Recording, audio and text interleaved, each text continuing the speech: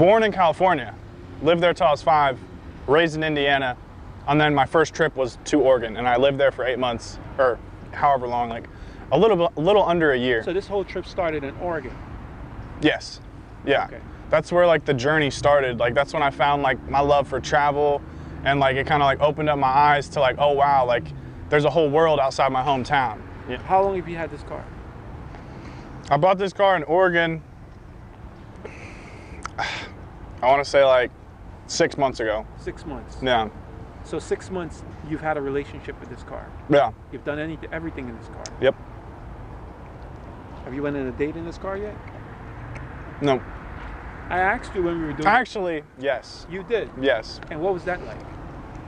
Well, it was very interesting because I met the girl in Michigan, and she was from Peru, so she spoke English, but like very little.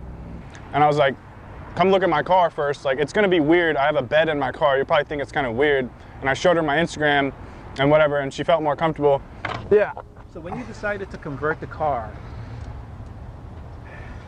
you took the seat out. Yeah, so this is where the front seat would be. Right. And I just unscrewed it. It was pretty easy. I just unscrewed it, and right here on the back, I cut out half the seat. Okay. And this is just like my memory foam padding. So like here's the bare bones down here. Gotcha.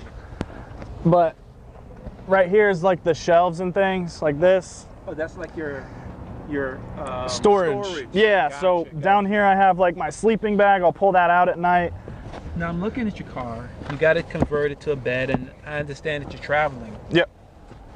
When you get pulled over, have you ever been pulled over by the police? Yeah, just recently, yes. Okay, and what are when they say, okay, license, registration, and they come to the car and they look in the car, what are they thinking?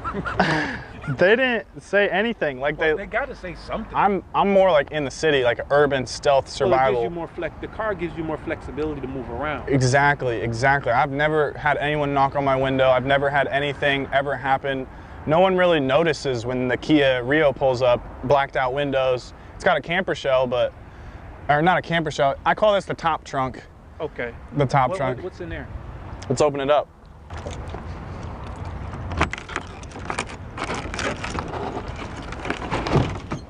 So, this is a table I cook on. Okay. Oh, Jesus. So if I were cooking right now, I'd set this up. I'd get can you hand me that chair right there? Sorry. Sure. Right there. Right. Yes, sir. That one. I got some. I was really expecting more in there. Oh, wait. Skateboard. Skateboard. I could probably bust a trick. Your basketball. I have all sports. So I have basketball, frisbee, football, all the sports, basically. I got a longboard. I love this when I'm like cruising around the city, because I can just, get from A to B really quick. If I need to find a Planet Fitness and like there's no parking for like a mile away, I'll find some free parking and then just longboard the mile to the Planet Fitness and take my shower.